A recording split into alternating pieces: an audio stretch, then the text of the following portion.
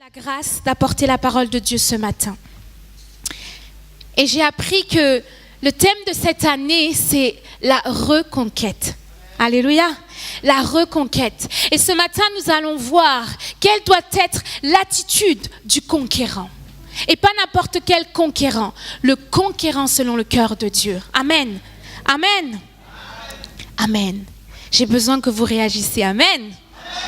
Amen. Mais qu'est-ce qu'un conquérant? Pour quel royaume ce conquérant doit-il combattre?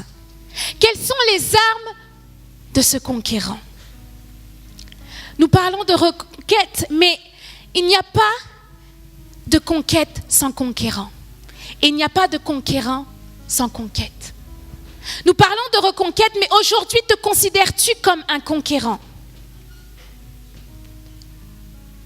Te considères-tu comme un conquérant? Pose la question à ton voisin, te considères-tu comme un conquérant?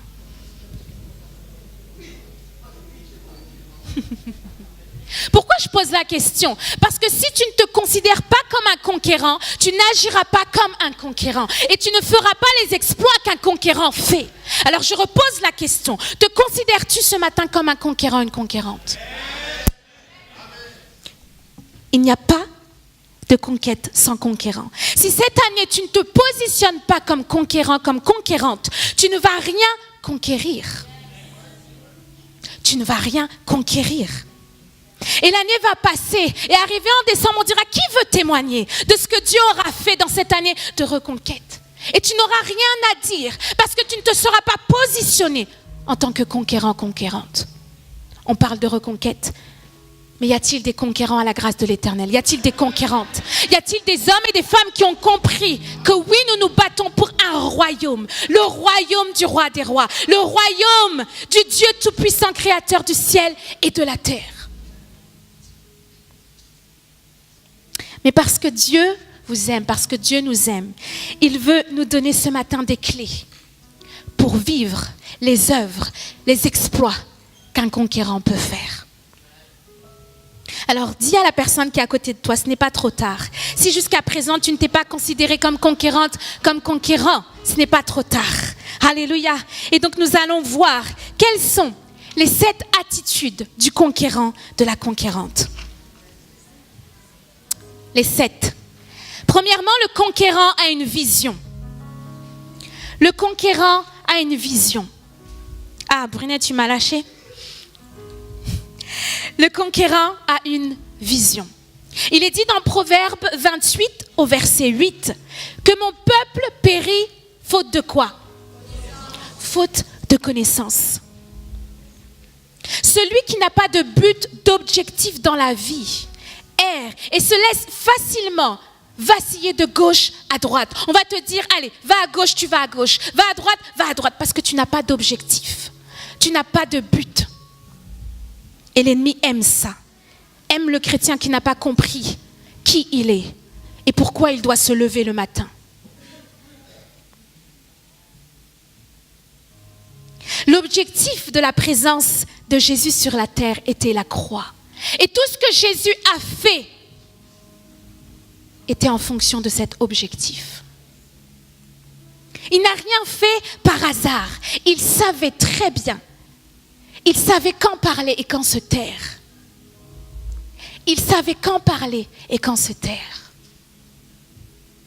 Il avait à cœur son objectif, la croix. Je prendrai l'exemple des sociétés. À chaque début d'année, le chef ou le PDG d'une entreprise fait part à ses employés des objectifs qu'il veut atteindre, n'est-ce pas? Et le travail des chefs d'équipe, des employés, va être de déployer tous les moyens nécessaires pour atteindre ces objectifs, n'est-ce pas? Il en est de même pour nous aujourd'hui. Il en est de même pour vous, la grâce de l'Éternel. Le pasteur Gilbert s'est tenu devant Dieu au mois de décembre et il a reçu cette vision, il a reçu que cette année serait une année de reconquête. Et il vous a fait part de ce qu'il avait reçu. Quel est votre comportement? Après avoir entendu ce que Dieu lui avait dit, quel est votre comportement? Quels sont vos objectifs? Quels moyens allez-vous déployer pour atteindre ce que Dieu veut?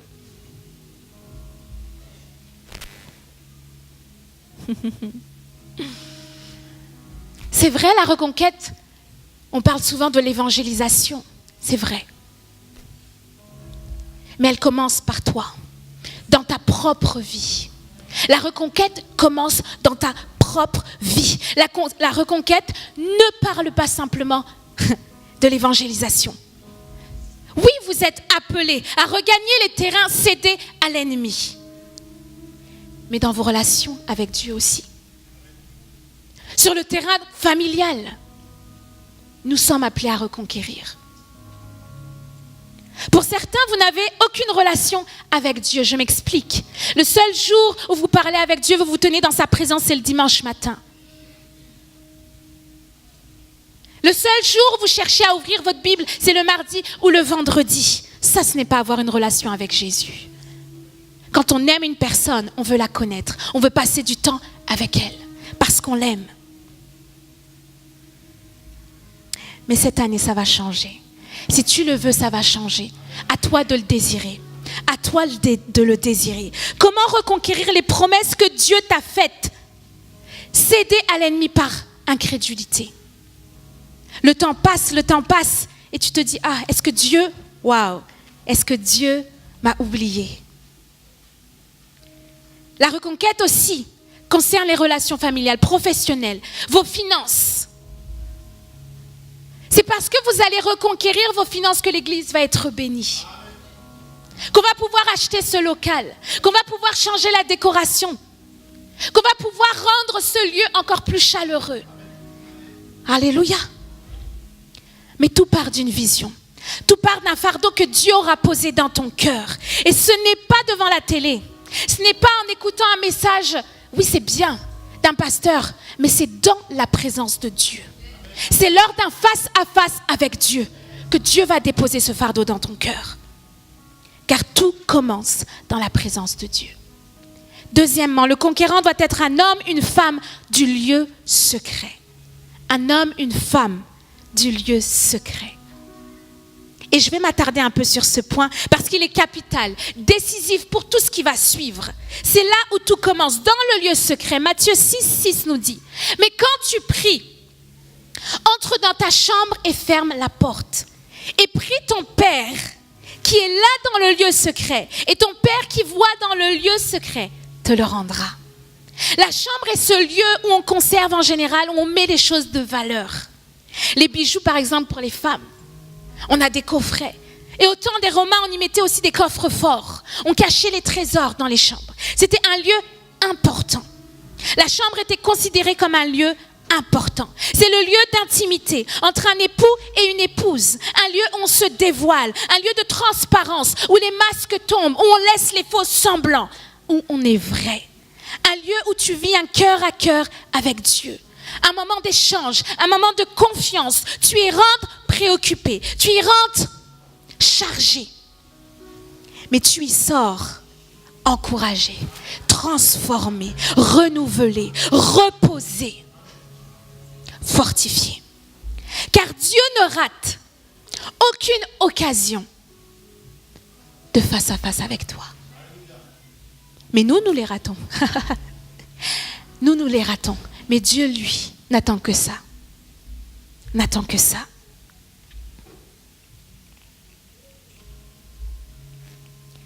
C'est dans ces moments où tu prends le temps d'écouter Dieu, qui se laissera trouver par toi.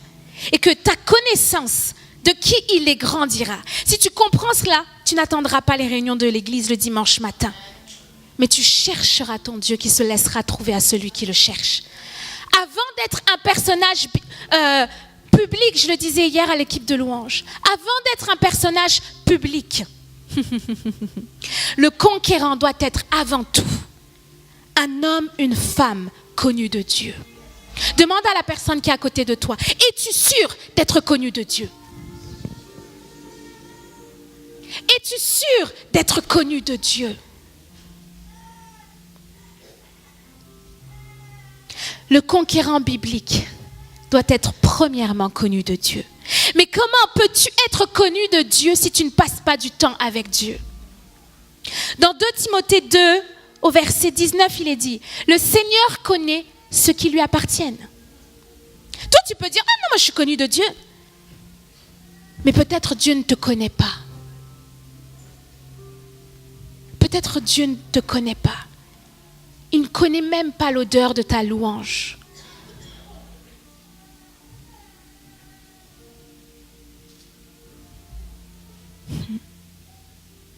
Il dira dans Matthieu 7, verset 22-23, « Plusieurs me diront en ce jour-là, Seigneur, Seigneur, n'avons-nous pas prophétisé pour ton nom? N'avons-nous pas chassé les démons par ton nom? Et n'avons-nous pas fait beaucoup de miracles par ton nom? Alors je leur dirai ouvertement, je ne vous ai jamais connu. Retirez-vous de moi, vous qui commettez l'iniquité. » Quand je dis connaître, oui, bien sûr, Dieu connaît, nous sommes les créatures de Dieu. Il sait qu'il y a une Marie-Jeanne quelque part. Il sait qu'il y a un Frédéric quelque part. Il sait qu'il y a un Paul quelque part. Mais quand on parle de connaître, on parle de relation intime. On parle d'intimité, d'union. Ici, le mot, le verbe connaître, ginosko en grec, fait référence à une expression juive qui parle de relations intimes entre un homme et une femme. Cela signifie connaître par expérience. Et pour connaître par expérience, il faut un contact, il faut un dialogue, il faut une intimité, il faut une union. Alors, je répète, es-tu connu de Dieu ce matin? Paul dira à Timothée, efforce-toi, entraîne-toi, efforce-toi, efforce-toi Timothée, efforce-toi aujourd'hui grâce de l'Éternel, efforce-toi, entraîne-toi à rester attaché à Dieu, car c'est dans le lieu secret, c'est-à-dire un temps mis à part, face à face avec Dieu, que tu apprendras à le connaître. L'impact que vous aurez dans le monde, dans vos familles, dans vos lieux de travail, dans cette ville où Dieu vous a établi comme lumière, comme sel de la terre, cet impact est déterminé par la qualité de votre intimité avec Dieu individuellement. Car c'est dans le lieu secret que se construit votre destinée, la réputation de la grâce de l'Éternel. Votre impact dans la société commence dans le lieu secret. Amen. Est-ce que vous me suivez? C'est dans le lieu secret, avec Dieu, que la conquête commence. Que la conquête commence. C'est là où Dieu va te parler, va partager son cœur, te révéler comment cette année tu pourras conquérir, comment cette année tu pourras faire des exploits avec lui.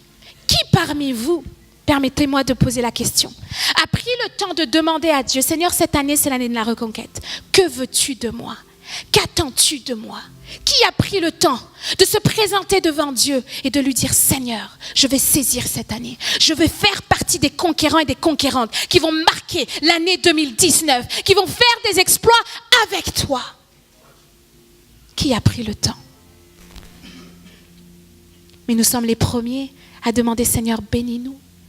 Seigneur, agis dans nos vies.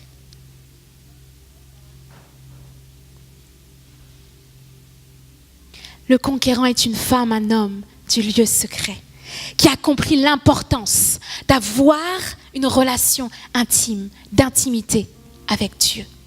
Troisièmement, le conquérant avance selon une stratégie précise. Dites avec moi, stratégie précise. Non, tu n'as pas dit stratégie précise.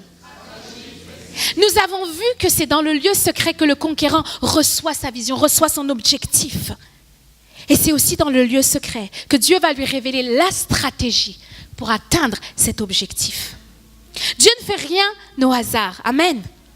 Dans la Genèse, nous voyons comment Dieu créa le ciel et la terre. Rien n'a été fait par hasard. Dieu savait ce qu'il faisait. Il a suivi un plan bien précis. Jésus a marché pendant 3 ans. Et il était là enseignant, guérissant les malades. Il n'a rien fait par hasard. il savait très bien quelle stratégie Dieu lui avait donnée. Où ça? Où ça? Dans le lieu secret. Prenons l'exemple de Josué, ce vaillant conquérant. Josué a conquis des villes grâce à des stratégies précises. Il n'a rien fait par hasard. On ne gagne pas la guerre par hasard. On ne remporte pas des victoires par hasard. On n'atteint pas son objectif par hasard. Non, on établit une stratégie. On établit une stratégie reçue par Dieu. Alléluia. Quelle est ta stratégie? Quelle est ta stratégie? Pasteur, quelle est la stratégie de cette année? Équipe de louanges, quelle est la stratégie de cette année? La grâce de l'Éternel, quelle est la stratégie de cette année?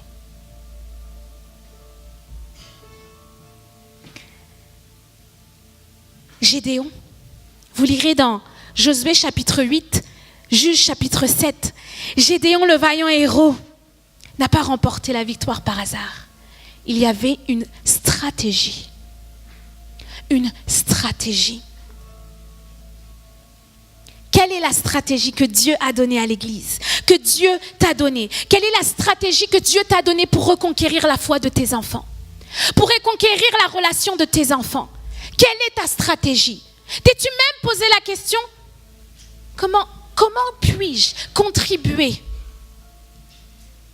à l'avancement spirituel de mon enfant cette année? Qu'est-ce que je vais faire? Qu'est-ce que je veux mettre en place pour voir mon enfant grandir dans les voies du Seigneur? Sommes-nous de ces parents qui attendent l'école du dimanche pour enseigner les enfants? Ou sommes-nous de ces parents qui ont compris que nos enfants, grandissant dans l'église, recevant l'enseignement biblique de Dieu, demain, seront des vaillants héros qui vont marquer leur génération? Sommes-nous de ces parents-là qui ont compris la puissance de l'évangile, qui ont compris que moi et ma maison, nous servirons l'Éternel, qui ont compris que oui, si je m'attache à Dieu en tant que parent, certainement, mes enfants connaîtront la vérité. Alléluia, alléluia, alléluia. Quelle est ta stratégie pour rallumer ta passion? Quelle est ta stratégie pour rallumer la flamme de ta passion? Quelle est ta stratégie pour rétablir l'autel d'adoration dans ta vie? Nous devons être de ces conquérants qui agissent selon une stratégie divine, reçue, non pas n'importe où, mais dans le lieu secret. Quatrièmement, le conquérant avance, non pas par sentiment, mais par conviction. Dites avec moi, pas par sentiment, mais par conviction. Non pas par sentiment, mais par conviction. Es-tu là ici parce que tu es convaincu de l'importance pour un enfant de Dieu de venir le dimanche matin célébrer Dieu? Ou es-tu là juste par habitude? Parce que si tu es là, parce que tu es convaincu, tu recevras la bénédiction du convaincu. Je n'ai pas entendu d'amen. Le sentiment est ce que notre cerveau perçoit, ressent face à une personne, face à une situation. Ils sont l'expression non pas d'une certitude, dictionnaire est très bien, non pas par certitude, mais vérifié par expérience ou observation, mais par l'expression de nos impressions. Ton sentiment n'est pas fondé sur une certitude, mais sur une impression. Vas-tu suivre tes sentiments? Or, on dit souvent, j'ai suivi mon cœur, j'ai écouté mon cœur. On dit souvent ça, non? J'ai écouté mon cœur. Vous êtes d'accord avec moi ou pas? J'ai écouté mon cœur et j'ai fait ceci. Mais John Piper, un pasteur que j'apprécie beaucoup, dira ceci. Notre cœur n'est pas là pour qu'on le suive, mais notre cœur, parce qu'il est tortueux, parce qu'il est contraire, nos désirs sont contraires à la volonté de Dieu, n'est pas là pour être suivi, mais est là pour être conduit, est là pour être dompté, est là pour être dompté. Alors vas-tu suivre tes sentiments ou ta conviction? Et pas n'importe quelle conviction, ta conviction fondée sur la vérité de l'évangile. Le conquérant biblique ne se fie pas à ses impressions, mais à ses convictions, à cette certitude fondée sur les promesses de Dieu reçues dans le lieu secret, lors de son face-à-face avec Dieu. Si tu es convaincu, si tu es certain de la fiabilité, oh là là, de la fiabilité des promesses de Dieu que Dieu t'a fait, alors qu'il vente, qu'il neige, tu resteras là. Tu resteras là parce que tu es convaincu. Tu as expérimenté la fidélité de Dieu. Tu as expérimenté son amour. Alors qu'il vente, qu'il neige, qu'il pleuve, tu restes là à ton poste. Et comme Habakkuk, tu diras, je reste à mon poste. Je reste là. Si debout ça devient difficile, tu t'agenouilles et tu dis, Seigneur, je resterai là. Si à genoux c'est trop compliqué, tu marches et tu déclares les promesses de Dieu parce qu'elles sont oui et amen. Moi et ma famille, nous servirons l'Éternel. Je ne manquerai de rien. L'Éternel est mon berger. Celui que le Fils libère est réellement libre. Allez, je n'ai pas entendu d'amen. Oh! Convaincu. Le diable a peur de ceux qui sont convaincus. Le diable a peur de ceux qui sont convaincus. Ce matin, ma prière, c'est que tu ressortes convaincu de ton identité. Et là, tu feras trembler l'ennemi. Et là, tu feras des exploits en l'honneur du roi des rois. Là, on pourra dire que cette femme, cet homme a rencontré le roi des rois, a rencontré le ressuscité, parce qu'il marche par conviction. Alléluia. Alléluia. Ne cherche pas à vouloir accélérer le processus. Ne cherche pas à aller vite. Ne cherche pas à entrer dans une promotion spirituelle que tu ne mérites pas encore. Ne cherche pas à faire avancer les choses plus vite que la musique, comme on dit. Ne cherche pas. Car la précipitation te conduira où? Dans un précipice. La précipitation te conduira dans un précipice. Elle t'éloigne de ta destinée. Car la précipitation n'est pas une réaction liée à la foi, mais un esprit de peur. Et parfois on dit, oh non, je ne suis pas pressée, mais j'anticipe. Tu n'anticipes rien du tout. Tu as peur. Alléluia. Tu as peur. Ne marche pas par précipitation, mais par conviction. Que tes actions soient le fruit d'une conviction. Révélation, lieu secret, plus conviction, foi en les promesses de Dieu, égale action plus détermination. Alléluia. Révélation, plus conviction, égale action et détermination. Prenons l'exemple de Josué et de Caleb dans Nombre 13. Ils avaient la pleine assurance que le pays de Canaan était le leur. Une conviction fondée sur leur force? Non, sur la promesse reçue de Dieu. Certaines personnes ont des convictions qui ne sont pas fondées sur la vérité, sur leur imagination, sur des pressentiments, sur des sentiments. Mais pas Caleb. Il dit, je lui ai rapporté à Moïse un rapport selon mes convictions. Mes frères qui sont montés avec moi ont fait fondre le cœur des gens dans la peur. Cependant, dites avec moi, cependant, j'ai suivi le Seigneur, mon Dieu, de tout mon cœur. De tout mon cœur. C'est sur la base de la promesse de Dieu que face à l'opposition, face à la majorité, Caleb et Josué, on dit non, non. Caleb dira, allons-y, allons-y, faisons la conquête de ce pays. Faisons la conquête, car nous en sommes vraiment capables. Alléluia. Ça, c'est la déclaration d'une personne convaincue de la promesse de Dieu. Ils n'étaient pas fous. Ils ont vu ce que les autres ont vu. Vous lirez Nombre chapitre 13 et 14. Caleb et Josué avaient vu les murailles Caleb et Josué avaient vu les villes fortes. Caleb et Josué avaient vu les ennemis considérés comme des géants. Et on parle, souvent on dit qu'ils ont fait une exagération. Ils ont vu ces personnes-là, ils ont vu les ennemis, mais ils étaient convaincus que malgré les difficultés, malgré les obstacles, Dieu nous a donné ce pays. Considères-tu la parole de Dieu comme fiable, comme certaine, comme inébranlable? Quelqu'un de convaincu a du poids dans l'esprit. Quelqu'un de convaincu a du poids dans l'esprit et se démarque dans le naturel.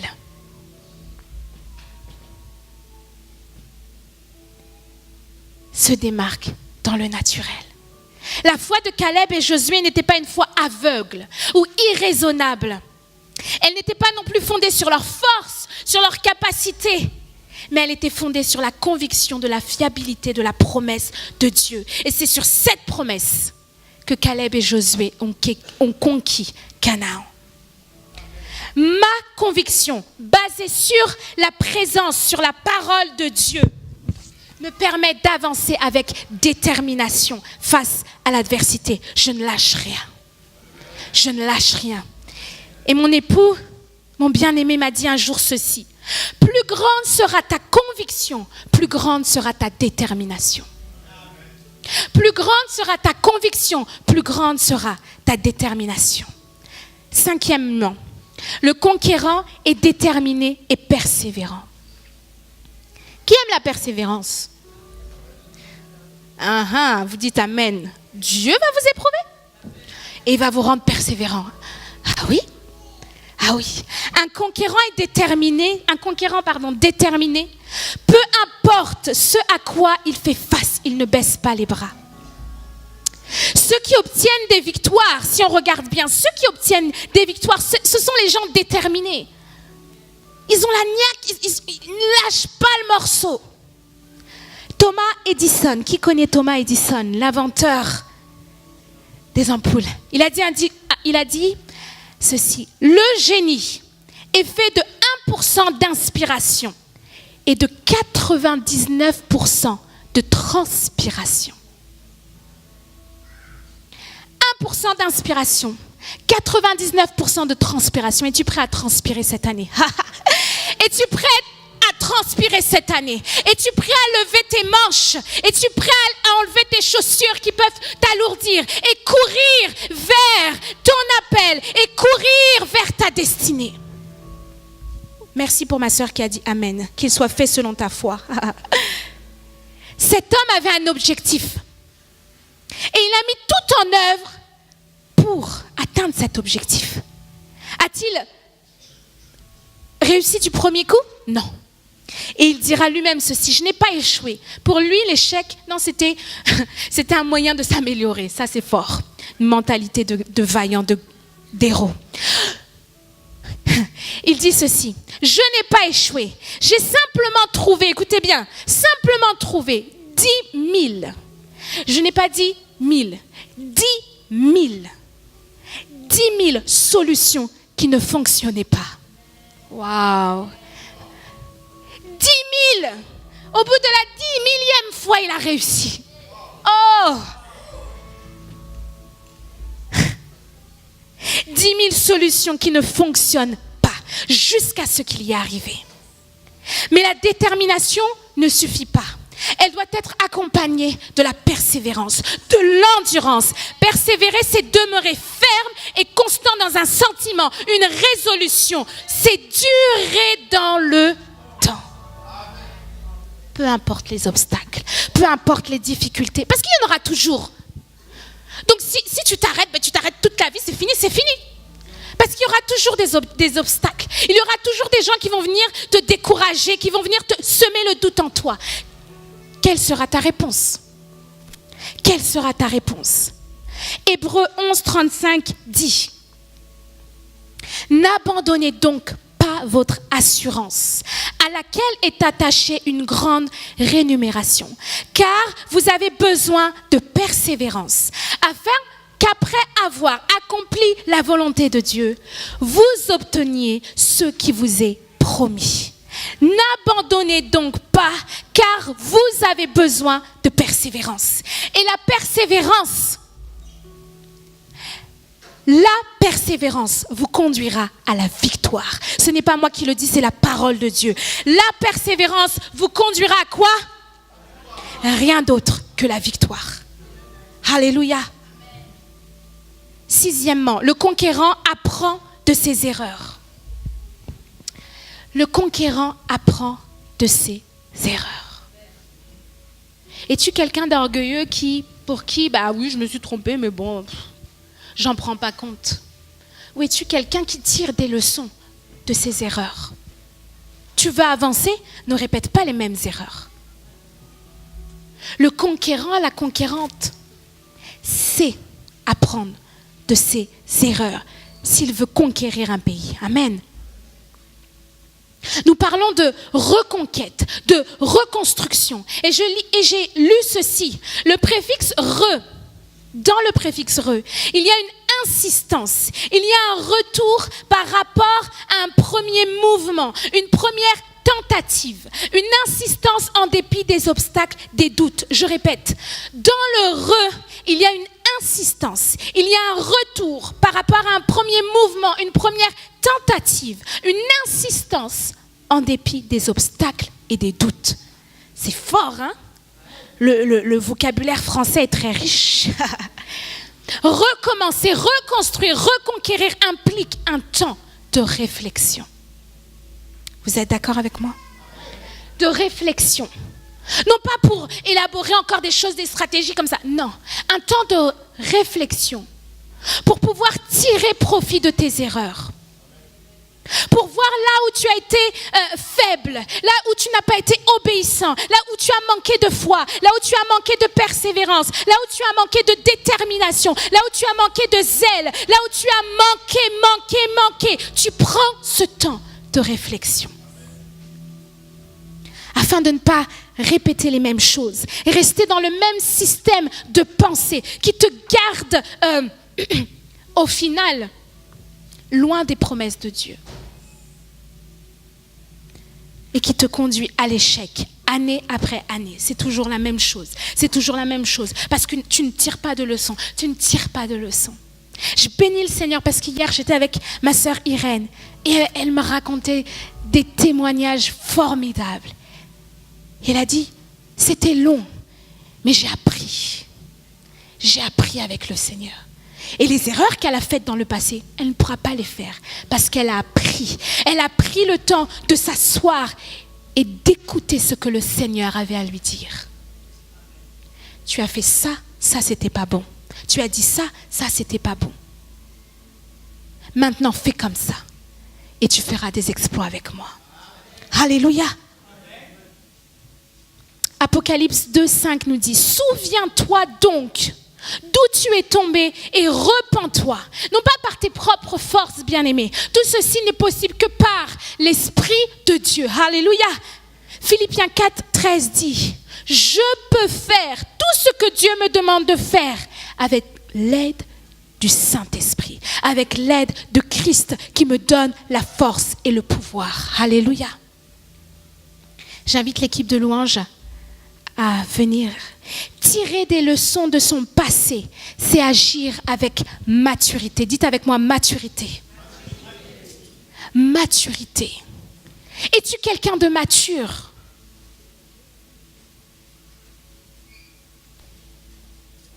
Vous savez, être mature, ce n'est pas déballer tout son savoir. Hein. Être mature, ce n'est pas sortir la carte de « je sais tout, je connais tout, j'ai tout vécu ». Je n'ai plus rien à apprendre. Être mature, c'est reconnaître ses erreurs. Être mature, c'est reconnaître avoir besoin de l'autre. Être mature, c'est reconnaître que j'ai été désobéissant, j'ai été désobéissante, maintenant je dois changer. Être mature, c'est savoir se taire quand il faut se taire et parler quand il faut parler. Tirer des leçons de son passé, c'est agir avec maturité. Septièmement, mon dernier point.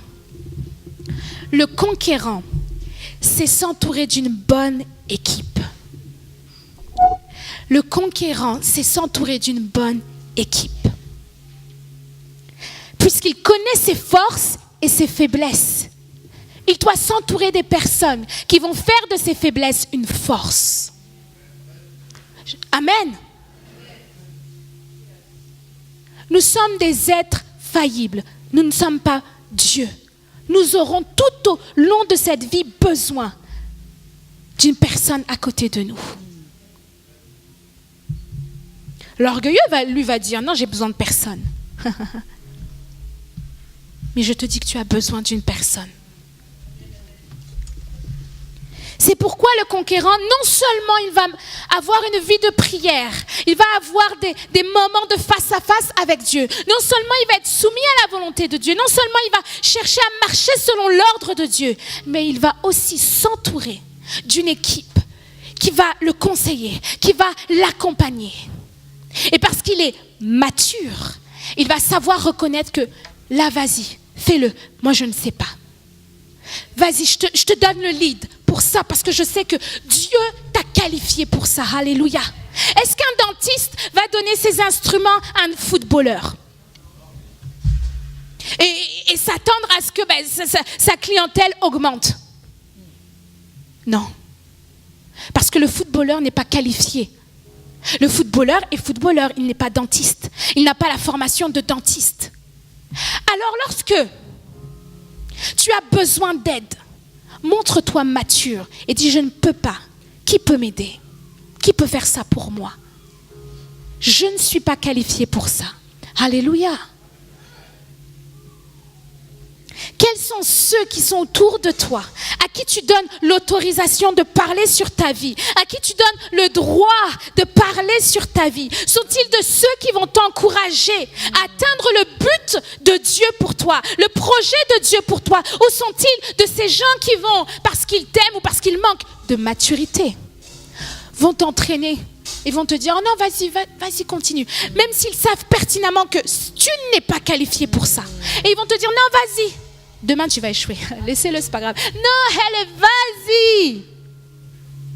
Savons-nous nous entourer de personnes qui vont savoir nous dire non quand c'est non, oui quand c'est oui? Serons-nous assez humbles pour agir de la sorte?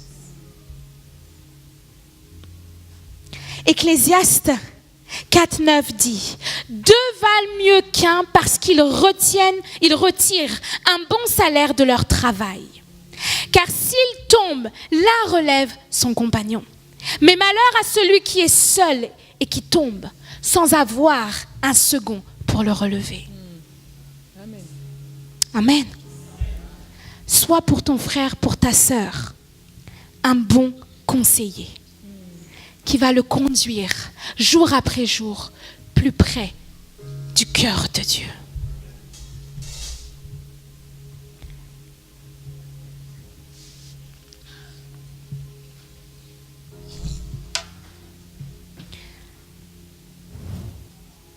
Dieu nous aime. Dieu nous aime. Et parce que je suis convaincue de son amour pour moi, pour ma vie, rien ne m'arrêtera. Rien ne m'arrêtera. Les difficultés seront là, oui, bien sûr. Oui, bien sûr.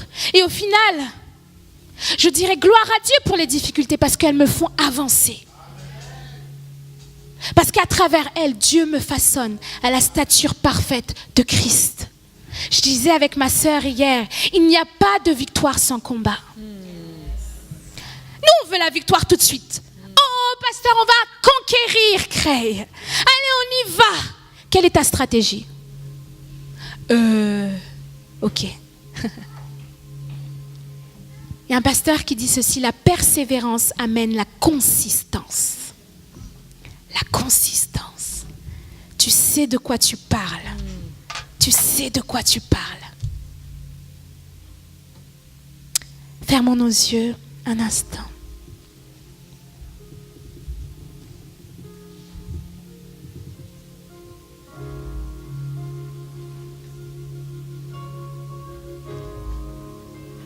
Jésus. Alléluia.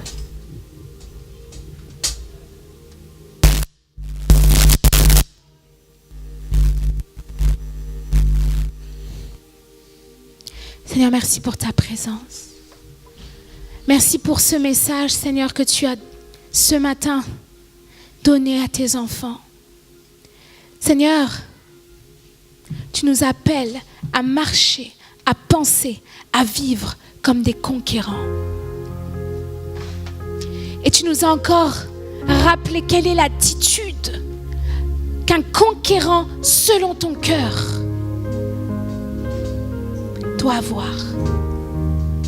Tu nous as rappelé, Seigneur,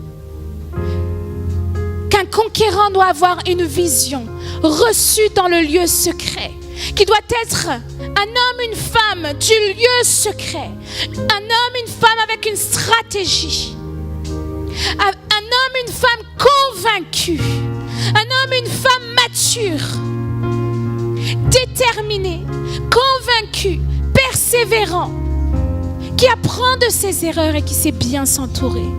Seigneur, que cette parole, Seigneur, soit scellée par ton sceau ce matin. Et Seigneur Jésus, je me tiens devant toi, devant ton peuple, et je veux déclarer, Seigneur, devant les anges, devant, Seigneur mon Dieu, les principautés de ce monde, que cette année 2019 sera réellement une année de reconquête pour celui qui saura se positionner, pour celui qui saura s'attacher à ta parole, pour celui qui saura, Seigneur, se tenir devant toi, Jésus. Est-ce qu'on peut se lever dans la présence de Dieu? Alléluia, alléluia. Koya baya shikiria baba baba baba. Koria la baba baba baba.